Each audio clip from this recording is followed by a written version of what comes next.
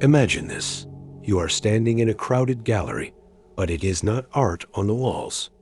It is a mirror.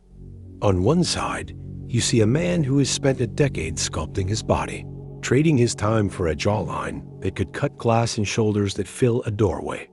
He walks through the world believing that his physical form is the key to every door. On the other side, you see a woman in a tailored suit, her voice calm, her network vast, her reputation preceding her into every boardroom. She has spent that same decade climbing a ladder invisible to the eye, believing that her status is the only armor that truly protects her. They are both chasing something. They both believe that what they seek will grant them love, security, and reverence. Yet they are speaking entirely different languages, languages they did not choose, written into their wiring long before they were born. This is the central paradox that the book forces you to confront. Why is a man's deepest insecurity often tied to his physical desirability, while a woman's is tied to her social standing? Why does a man intuitively feel that if he loses his looks, he loses his worth, while a woman fears that if she loses her status, she loses her safety? The book argues that we are not living in a culture of choice, but in a theater of ancient survival instincts dressed up in modern clothes. It asks you a question that will haunt you for the rest of the video. Are your desires truly your own, or are you simply a puppet dancing to the genetic strings of ancestors who lived on a savanna, desperate to reproduce before winter came? What if the thing you want most is not a preference, but a prison? This book is not about dating advice. It is a key to the locked cage of your own psychology. If this perspective just rewired something in your mind, hit that subscribe button, because we're about to go even deeper into the psychology that actually runs your life. And drop a comment. Do you think your desires are truly your own? Or are you running on autopilot? The book does not waste time on modern social theories. Instead, it reaches back, far back, to the evolutionary bedrock where our desires were forged. The author's diagnosis is stark, almost uncomfortable in its simplicity. Men and women do not chase different things because of culture, but because of a fundamental asymmetry in reproductive cost. For our ancestors, a single poor choice in a partner could mean the difference between genetic legacy and extinction. The man who chased beauty was not shallow. He was scanning for health, fertility, and the ability to carry his lineage forward. The woman who chased status was not calculating. She was scanning for resources, protection, and the capacity to ensure her offspring survived a brutal world. This, the book argues, is the hidden problem. We are running software designed for prehistoric survival in a hyper-connected modern world. The author draws a direct line from the hunter-gatherer camp to the Instagram feed, from the cave's firelight to the boardroom's fluorescent glare. He exposes the lie that we are purely rational creatures. He suggests that every swipe on a dating app, every glance at a luxury watch, and every insecurity about aging is not a personal failure, but a ghost of an ancient algorithm. The tension builds because he refuses to let you off the hook. He forces you to see that ignoring this diagnosis, pretending you are above biological imperatives, does not make you evolved. It makes you blind, a puppet unaware of the strings, destined to chase shadows while wondering why fulfillment never arrives. When an entire species operates on ancient programming without understanding the code, the consequences are not subtle. They become the architecture of civilization itself. The book reveals how this silent mismatch between our instincts and our environment has constructed a world of quiet desperation. Look at the multi-billion-dollar industries built on the chasm: cosmetic surgery, gym memberships, luxury branding, and status signaling. The book argues these are not markets, they are symptoms. Men are selling their vitality for currency they hope will translate into desirability, while women are trading their youth for power they hope will translate into security. Both are running on a treadmill that speeds up the faster they run. The author points to the loneliness epidemic, the sky-high divorce rates, and the rise of performative relationships as evidence of a species trying to navigate modern complexity with Stone Age tools. He presents a haunting historical pattern.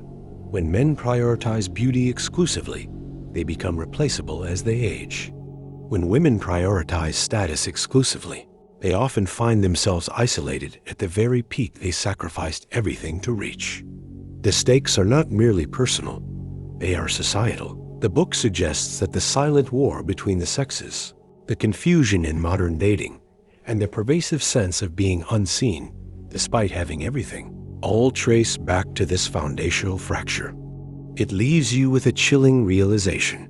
We have been building our lives on a blueprint designed for a world that no longer exists, and the walls are beginning to crack. If you're seeing your own life in these patterns, make sure you're subscribed so you don't miss the final 2 sections where we reveal how to break free from this ancient code. And let me know in the comments, have you ever caught yourself chasing something you didn't even choose to want? Just when the weight of this diagnosis threatens to crush you, the book pivots, not toward cynicism, but toward liberation. The author's prescription is counterintuitive. The way out is not to fight your biology, but to transcend it by understanding it so completely that you can finally choose. He introduces the concept of the integrated self, a state where you stop being a slave to ancient impulses and start becoming the conscious curator of your own desires. For men, this means recognizing that the chase for beauty is often a chase for validation, and learning to derive worth from something that does not wrinkle with age. For women, it means understanding that the pursuit of status can become a fortress that keeps out the very intimacy it was meant to secure. The book offers a radical shift in perspective through a powerful metaphor. Imagine your instincts as the foundation of a house, not the entire structure. You cannot demolish the foundation, but you can choose what you build upon it. The author provides a framework for moving from unconscious reaction to deliberate action, teaching men to cultivate depth alongside their drive, and teaching women to wield their ambition without sacrificing vulnerability. It is not about becoming less masculine or less feminine.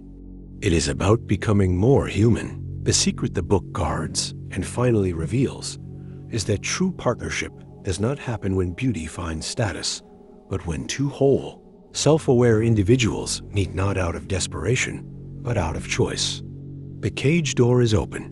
You simply have to realize you are the one holding the key. The book's final revelation is not about changing who you are, but about waking up to who you have been all along. It delivers a paradigm shift that reframes everything that came before. The problem was never that men chase beauty or that women chase status. The problem was the unconscious chase. The author's ultimate truth is that these drives are not flaws to be eradicated, but forces to be integrated. When a man pursues beauty with awareness, he is not objectifying. He is honoring his nature while anchoring it in something deeper than the surface. When a woman pursues status with intention, she is not selling her soul. She is claiming her power while leaving room for connection to enter. The book argues that the highest form of maturity is the ability to hold two opposing truths at once. You are a creature of ancient instinct, and you are a creator of conscious meaning. The final pages leave you standing at a crossroads. One path is the familiar one, the treadmill of external validation, chasing what you were programmed to chase, forever hungry. The other path is the one the book has been carving from the start, a life where your desires are no longer chains but compasses. The lasting impact is not a set of rules, but a mirror. As you close the book, you are left with a question that echoes long after the screen fades to black. Are you running from your nature, or with it, fully awake? The answer, the book suggests, is the difference between a life of endless pursuit and a life of finally arriving. The choice, now illuminated, is yours alone. If this video cracked open something in you, if you felt the weight of those words settle into a place you didn't even know was waiting, then you need to subscribe. This channel doesn't give you surface-level advice. It takes you into the depths where your real questions live.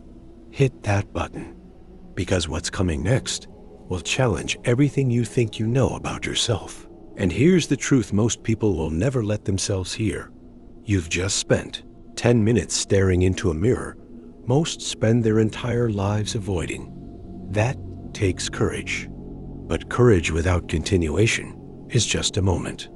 The real transformation happens when you keep showing up, when you let these ideas sink in, reshape you, and then meet you again in the next video. Most people will scroll away, close this tab, and return to the comfortable trance of chasing what they were programmed to chase. But you're not most people. You stayed this long because somewhere inside, you know there's more to who you are than the survival scripts you inherited. So don't stop here. Subscribe now, and let's keep walking this path together, because the deepest work is never done alone. And the version of you that's waking up deserves to see what comes next.